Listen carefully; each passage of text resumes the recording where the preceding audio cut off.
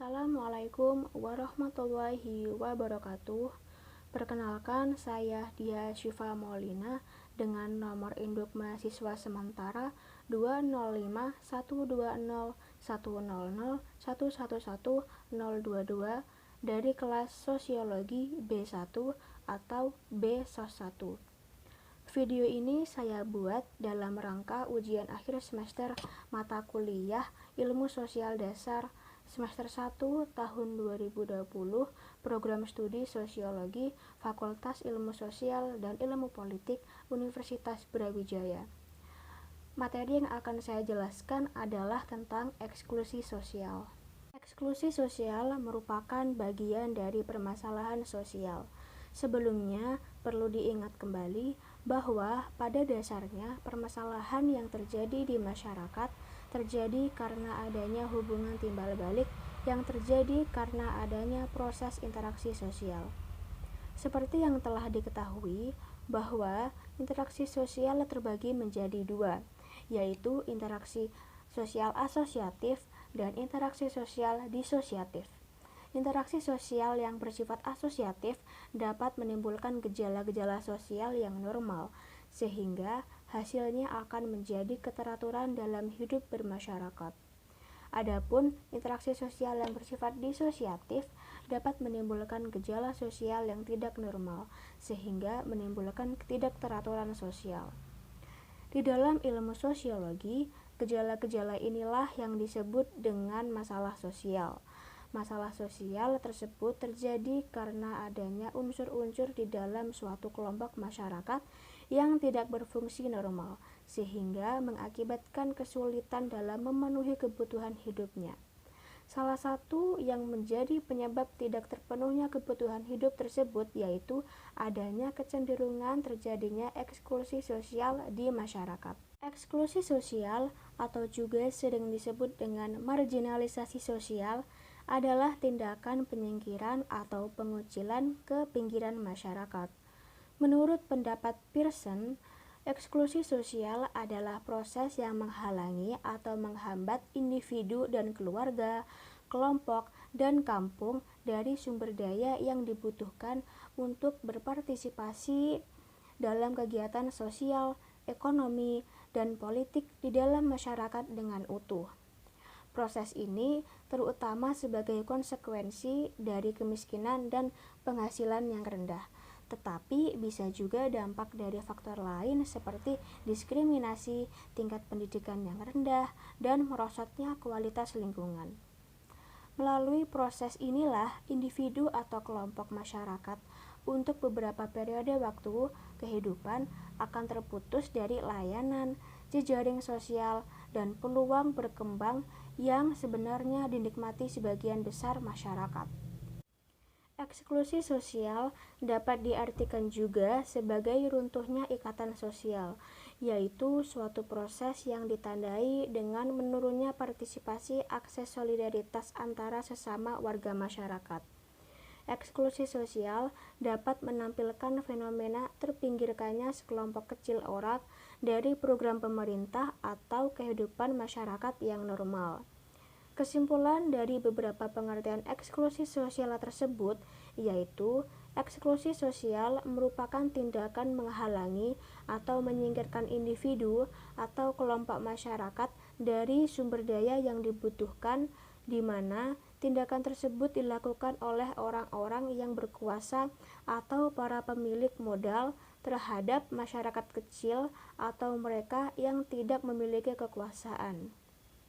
Konsekuensi dari adanya eksklusi sosial tersebut dapat menimbulkan adanya permasalahan-permasalahan sosial lainnya, seperti pengangguran, kemiskinan, sulitnya mengakses pendidikan, maraknya kriminalitas, dan lain sebagainya.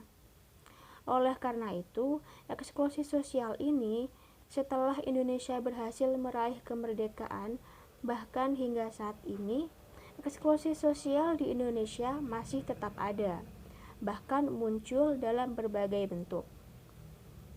Saat ini, ketika negara Indonesia menjadi semakin dewasa dan demokratis, isu-isu tentang eksklusi sosial yang kemudian mencuat antara lain isu-isu seperti ketimpangan antar gender, antar etnik, antar agama, antar partai, dan bahkan antar alumni perguruan tinggi dalam memperoleh sumber daya dan peluang berpartisipasi di bidang ekonomi, politik, dan pasar kerja.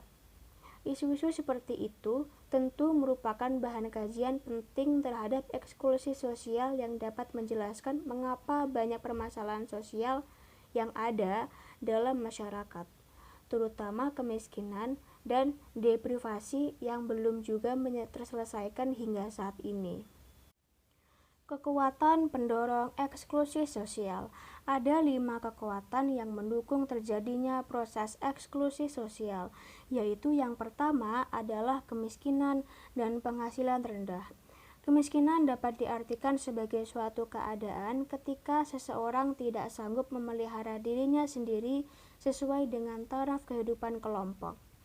Dengan adanya penghasilan yang rendah, maka akan berdampak terhadap timbulnya permasalahan kemiskinan.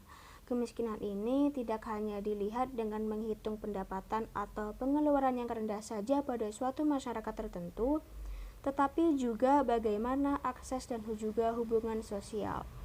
Apabila akses maupun hubungan sosial tersebut tidak dapat terpenuhi, maka akan menimbulkan eksklusi sosial, sehingga dampaknya masyarakat tidak memiliki akses terhadap kebutuhan dasar hidup lainnya, seperti kesehatan, pendidikan, sanitasi, air bersih, maupun transportasi. Selain itu, kemiskinan juga dapat disebabkan karena kurangnya apresiasi dari pemerintah terhadap kegiatan sosial masyarakat, tidak adanya akses dalam lapangan kerja dan mata pencaharian yang berkesinambungan, serta tidak adanya jaminan masa depan, merupakan bentuk eksklusi sosial yang menyebabkan terjadinya kemiskinan. Kemiskinan dengan eksklusi sosial memiliki hubungan yang timbal balik, di mana eksklusi sosial dapat menyebabkan terjadinya kemiskinan dan kemiskinan pula dapat menyebabkan adanya eksklusi sosial. Dengan pembatasan akses terhadap pemenuhan kebutuhan hidup dasar dapat menyebabkan adanya kemiskinan, dan begitu juga sebaliknya. Dengan kemiskinan, maka akan menyebabkan bentuk eksklusi sosial, yaitu pembatasan terhadap kebutuhan hidup dasar tersebut. Kekuatan yang kedua yaitu tidak adanya akses ke pasar kerja. Tidak adanya akses ke pasar kerja dapat berpengaruh terhadap bertambahnya angka pengangguran. Bank Dunia menyoroti sulitnya akses informasi lapangan kerja di Indonesia yang tidak sesuai antara kebutuhan pencari kerja dengan pengusaha sebagai pemberi kerja. Fenomena ini disinyalir muncul akibat ketimpangan informasi, terutama di kalangan anak muda yang baru lulus dari sekolah atau perguruan tinggi. Selain itu, sulitnya akses pasar kerja ini juga dapat disebabkan karena adanya ketimpangan gender, di mana banyak pekerjaan-pekerjaan yang hanya membutuhkan tenaga kerja laki-laki saja, sedangkan kebutuhan tenaga kerja perempuan sangat sedikit. Maraknya calo juga menyebabkan sulitnya akses ke pasar kerja, di mana hanya mereka yang memiliki banyak uang untuk sogokan bisa masuk ke dunia kerja. Sedangkan bagi masyarakat miskin yang tidak memiliki uang untuk sogokan, tidak dapat memiliki kesempatan untuk masuk ke dunia kerja. Kekuatan pendorong eksklusi sosial yang ketiga adalah lemahnya atau tidak adanya dukungan sosial dan jaringan sosial. Dukungan sosial atau social support adalah bentuk perhatian, penghargaan, semangat, penerimaan maupun pertolongan dalam bentuk lainnya yang berasal dari orang yang memiliki hubungan sosial, antara lain orang tua, saudara, anak, sahabat, teman, maupun pemerintah yang mampu membantu seseorang saat mengalami suatu permasalahan. Bentuk dukungan dapat berupa informasi, tingkah laku tertentu, ataupun materi yang dapat menjadikan individu yang menerima bantuan merasa diperhatikan dan juga bernilai. Menurut Ritter, Dukungan sosial merupakan segi-segi struktural jaringan yang mencakup pengaturan-pengaturan hidup, frekuensi kontak, keikutsertaan dalam kegiatan sosial, maupun keterlibatan dalam jaringan sosial. Dukungan sosial mengacu pada bantuan emosional, instrumental, dan finansial yang diperoleh dari jaringan sosial seseorang. Segi-segi fungsional mencakup dukungan emosional, mendorong adanya ungkapan perasaan, pemberian nasihat, ataupun informasi, serta pemberian bantuan material. Dengan lemahnya atau tidak adanya dukungan sosial dan jaringan sosial, seseorang akan mengalami keputusasaan, sulit menemukan titik terang dari permasalahan maupun menghadapi stresor yang kuat, sehingga hal inilah yang mendorong terjadinya eksklusi sosial. Pendorong eksklusi sosial yang keempat adalah efek dari kawasan dan lingkungan sekitar. Bagaimana kondisi sosial dari kawasan dan lingkungan sekitar juga sangat berpengaruh terhadap terjadinya eksklusi sosial. Adanya diskriminasi dari lingkungan sekitar atau tetangga dapat menyebabkan seseorang menjadi minder, tersisihkan, sehingga mereka merasa tidak dianggap oleh masyarakat. Ini adalah suatu bentuk eksklusi sosial yang terjadi pada lingkungan sekitar.